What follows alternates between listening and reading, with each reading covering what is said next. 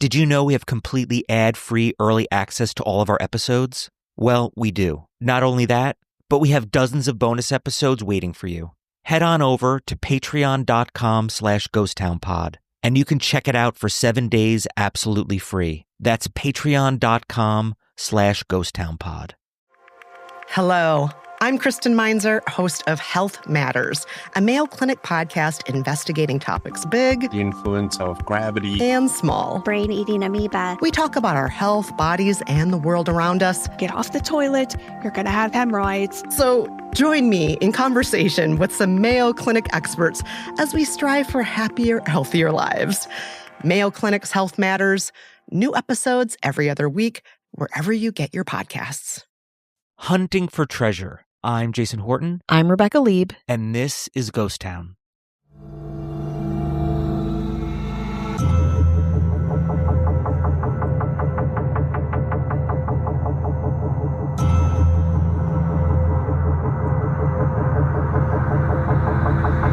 What would you do if you were an adventurer who was given a terminal cancer diagnosis?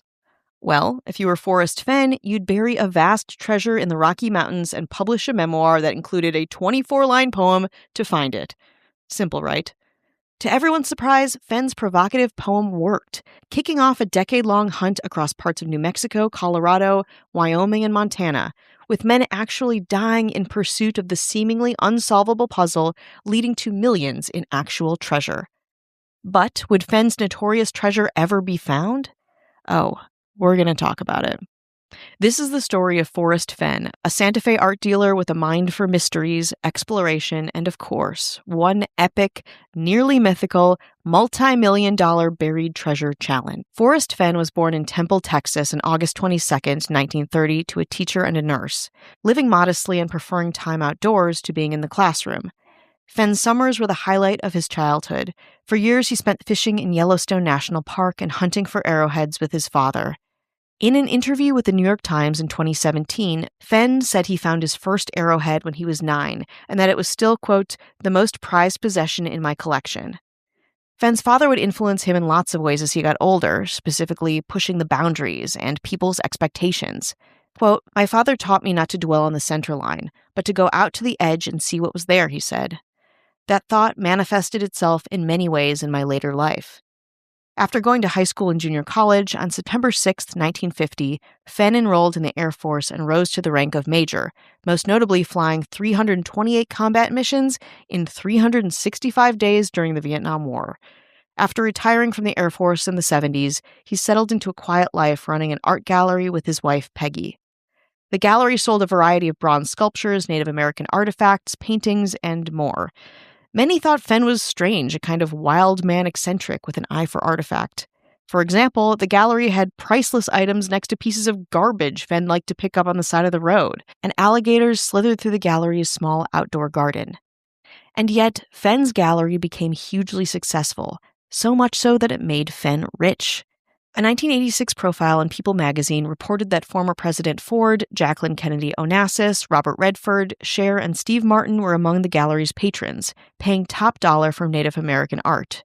Quote, I've been called eccentric and I'm flattered by that, Forrest once said, because the difference between an eccentric and a kook is that an eccentric has money. In 1988, however, everything changed. Fenn was diagnosed with kidney cancer and given a 20% chance of surviving more than a couple of years. The diagnosis inspired him to enact a 2-part plan. Any guesses to what the plan was? Any ideas what he did? Some clues? Some clues Yeah. do come into play. Yeah. Clues come into play for sure. There's some clues of some hijinks. There's some directives. There's some things that people really feel compelled. So, okay, it's 2-part. First part, hiding treasure in an undisclosed location. Sounds pretty good. Second part, writing a memoir, detailing his adventures and inspiring the readers to find that treasure. According to a Hemispheres magazine feature from 2010, Fenn was reminded of how much fun he'd had hunting down fine art pieces and building his collection over the decades. He felt it would be a shame if all ended with his death. The memoir would help preserve his legacy, of course, but as he saw it, there was only one way to pass along that sense of delight, that thrill of the hunt. It was a legacy that would be appreciated by fellow adventurers and fellow puzzle lovers the world over. But I'm getting ahead of myself. First, Fenn amassed his treasure. In 1990, he spent $25,000 to acquire an 800-year-old bronze lockbox and began filling it with antiques that included hundreds of gold nuggets, more than 260 gold coins, hundreds of rubies, 8 emeralds, 2 sapphires, many diamonds, couldn't find the exact number, but many, 2 ancient Chinese jade carvings, and lots of jewelry, most notably a 2,000-year-old fetish necklace and a 1600s gem-encrusted Spanish ring. The chest also included an ancient olive jar. Inside was a tiny copy of Fenn's memoir and, of course, a magnifying glass to read it. Fenn's plan, which feels a little ambitious, was to wait until he was close to death, then venture into the wilderness with the box and at some point lie down next to it and die. The memoir was to make it easy for the authorities to identify his body. Great. In Fenn's mind, it was the perfect end. But as Fenn would later say, there was one problem. I ruined the story by getting better. Fenn's cancer went into remission and it never came back. After holding onto the chest for 20 years, it was too good of a treasure not to bury. So Fenn amended his plan and, just hid the treasure. Sometime around 2010, he drove into the Rocky Mountains north of Santa Fe and carried the chest into the wilderness, at some point stopping to bury it and then just going back home. Fenn kicked off the raucous treasure hunt that same year when in 2010 he self-published the manuscript that was in that old olive jar. He called it The Thrill of the Chase, and essentially it was the no-frills telling of the story of his life in these kind of chapter vignettes. Most notably, however, was a cryptic poem that issued a challenge to the readers to find his treasure. I'm going to read that poem now and let me know if it feels inspiring, like a good directive to find treasure. Okay, here we go. As I've gone alone in there, and with my treasures bold, I can keep my secret where, and hint of riches new and old. Begin it where warm waters halt, and take it into the canyon down, not far, but too far to walk. Put in below the home of Brown. From there it's no place for the meek. The end is ever drawing nigh. There'll be no paddle up your creek, just heavy loads and water high. If you've been wise and found the blaze, look quickly down, your quest to cease. But tarry scant with marvel gaze. Just take the chest and go in peace. So why is it that I must go and leave my trove for all to seek? The answers I already know. I've done it tired, and now I'm weak. So hear me all and listen good. Your effort will be worth the cold. If you're brave and in the wood, I give you title to the gold. Thoughts? What's interesting about this, and I'm familiar with this, because this is pretty much one of the only hidden treasure stories out there, or a current one. I feel like when that was really hot was the 1980s, because every movie, a lot of Indiana Jones, sure, and kids, and then things like Romancing the Stone, Jewel of the Nile. It was always finding gold and Quest, treasure. Yeah. And what was that movie? Not Angels and Demons. What was the movie with Tom? It was also the Dan Brown book. Yeah, it was the we should know it. Yeah, Da Vinci Code. Thank you. Producer just whispered the Da Vinci Code. Leonardo DiCaprio right? Code. It was the DiCaprio Code. DiCaprio You're on a yacht. So I aside from that, I think things like that. I think because of how technology is things like finding gold, mining mining for with the metal detector and stuff like that is a kind of a dated thing. So I don't know if people are generally as excited. Yeah. In the grand scheme of things of hidden treasure, because it's you can find that the technology's there. Yeah. We'll just send a drone out and get that treasure. Seismic this and that, and sonar and all that kind of stuff. Carbon date the treasure and then dig it on up. Well, I mean, people were, at first, it was not a big deal. You're right. But word of the treasure spread slowly, mostly because Fenn's book was only sold at one small bookstore in Santa Fe. However, it was picked up on NBC's Today Show, and then it got more traction. This and further coverage led people to come out of Santa Fe from all over, looking for Fenn's treasure. By 2018, it was estimated that as many as 350,000 people had gone into the Rocky Mountains to search for the treasure chest. Over time, community developed around the collective search for Fenn's elusive treasure.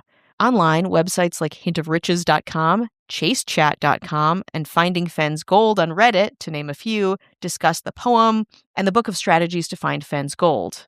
In person, devotees held Fennborees to share stories and compare theories about how to get that treasure. And you're right, it sounds like it's from the 80s, but this is 2016. This is more contemporary than you ever might think. Quote, "My hidden treasure pulls families into the Rocky Mountains to search and hike and observe the raw nature that is there," he told the New York Times in 2017. "They go home with a whole new perspective on what life is about. In this troubled world, we need some of that." Fenn's goal to pass along his sense of adventure and appreciation of nature, well, mission accomplished. And I'm sure the estimated $2 million worth of treasure probably didn't hurt. And yet, it was not all fun and games. People would die trying to find Fenn's treasure before it was miraculously found. More after this break. Are you a smash burger king? Creating those crispy edges and the intense beefy flavor that puts fast food to shame? Thanks to Omaha Steaks, I never have to worry about whether I have high-quality proteins on hand. And they have so many options: handcrafted steaks, convenient comfort meals, and it's always excellent. Celebrate President's Day with the exceptional handcrafted flavor and convenience of Omaha Steaks. Get 50% off the world's best everyday protein. Go to omahasteaks.com for 50% off site-wide during their President's Day sale. And for an extra $35 off, use promo code YUM at checkout. That's 50% off at omahasteaks.com and an extra $35 off with promo code YUM at checkout. Go to https://omahasteaks.com to get 50% off site-wide during their President's Day sale. And use promo code YUM at checkout for an extra $35 off. Minimum purchase may apply. Hello, I'm Kristen Meinzer, host of Health Matters, a Mayo Clinic podcast investigating topics big, The influence of gravity, and small. Brain-eating amoeba. We talk about our health, bodies, and the world around us. Get off the toilet. You're going to have hemorrhoids. So join me in conversation with some Mayo Clinic experts as we strive for happier, healthier lives. Mayo Clinic's Health Matters, new episodes every other week, wherever you get your podcasts. By 2016, the New York Times estimated that more than 65,000 people had looked for Fenn's, guided by nothing concrete but an extremely cryptic poem in a self-published memoir. People were obsessed, though, and Fenn loved the attention his quest was getting, even becoming friends with the most passionate of his treasure hunters. Dal Neitzel, a retired documentary filmmaker, said he had searched for the treasure more than 90 times across New Mexico, Montana, and Wyoming, and that he and Fenn had become essentially pen pals after exchanging some emails about the hunt in 2011. Quote, "I think most of the searchers were just giant kids at heart," said 72-year-old Netzel. What kid didn't have a lot of fun pretending they were going to find a lost chest of gold that some pirate had hidden? It's just an extension of your childhood. But instead of it being pretend, it was real. And that made it more fun for adults. And yet, it was also extremely dangerous. Many were lost and injured trying to find Fenn's treasure. 5 people even died. Randy Bilyeu went missing in January of 2016 in pursuit of Fenn's treasure and was found dead in July. According to his wife, another man named Jeff Murphy was supposedly looking for the treasure in June of 2017 when he was found dead in Yellowstone National Park after falling about 500 feet down a steep slope. After telling family he was out looking for treasure, a pastor named Paris Wallace failed to show up at a family event on June 14, 2017. His car was found parked near the Taos Junction Bridge, and his body was found 5 miles downstream along the Rio Grande. On July 28, 2017, Eric Ashby, who had moved to Colorado in 2016 specifically to find the treasure, was found dead in Colorado's Arkansas River.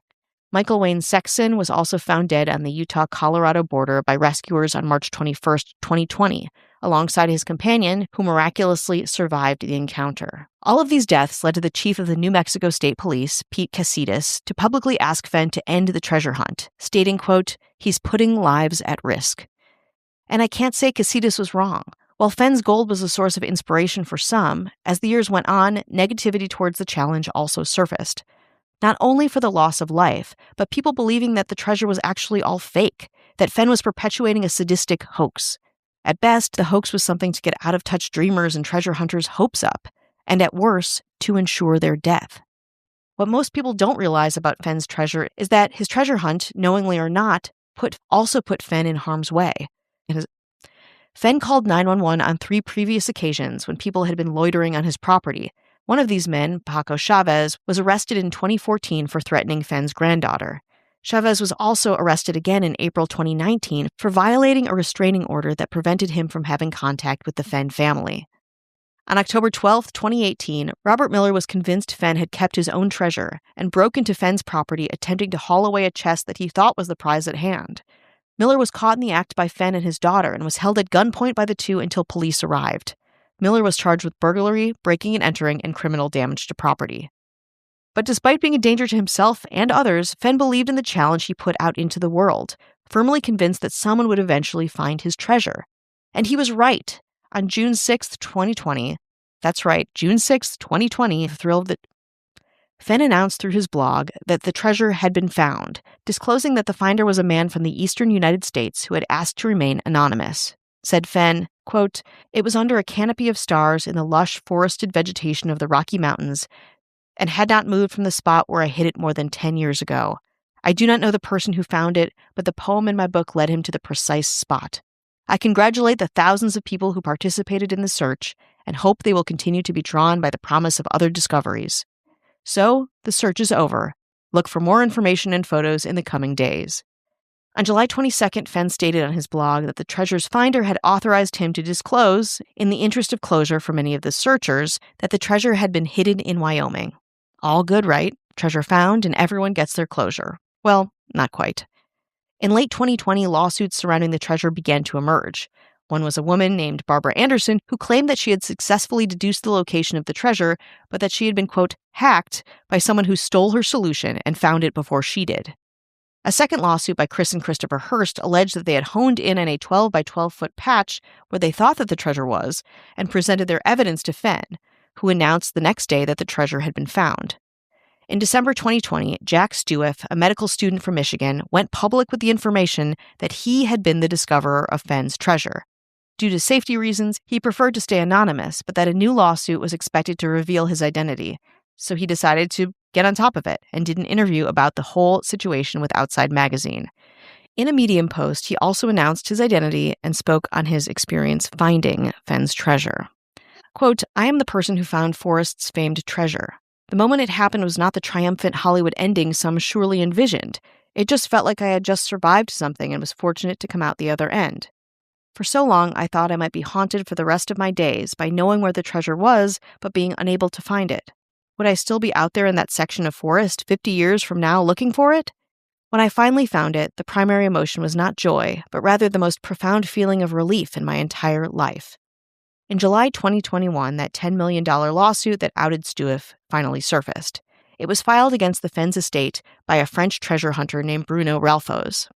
According to the complaint, Ralphos had determined that the treasure was hidden in southwestern Colorado, informed Fenn of his solution, and began making preparations to retrieve it. However, his plans were delayed by the pandemic, and soon after, Fenn announced the treasure had been found in Wyoming. Ralphos contended that Fenn took advantage of the delay to move the chest from Colorado to Wyoming, noting that its exact final location had not been specified by Stuiff or any of Fenn's relatives. Evidence for the suit was eventually found inconclusive and dismissed. And the case was dismissed. Of course, being so cryptic, many have hypothesized about how the poem did lead to the treasure. In 2013, journalist Tony Dokayupil speculated that, after reading Fenn's memoir, the treasure lay within Yellowstone National Park, which means 9 Mile Hole as Fenn's top-secret fishing spot in the park. The 2025 Netflix docuseries Golden Greed, which is a great watch, searcher Justin Posey visited the site where the chest had been found and identified Madison Junction, where the Firehole and Gibbon River meet to form the Madison River, as the place in the poem where, quote, warm waters halt. According to Posey, a car trip to the Madison Canyon led to 9 Mile Hole, a fishing spot known for its brown trout, relating to the line, home of the brown. Perhaps Fenn had made peace with his life now that the challenge had been solved, because 3 months after the treasure was found, on September 7th, 2020, Fenn died at his home in Santa Fe, New Mexico. He was 90 years old. His infamous treasure had created an offbeat legacy, but more than that, he inspired thousands to get out of nature and adventure. Jack Stuiff, again the man who found Fenn's infamous treasure, also shares that reverent optimism, saying, quote, "The treasure is a unique piece of American cultural history. The gold glitters, but brighter still the embedded hopes and dreams of all the many thousands who searched for it."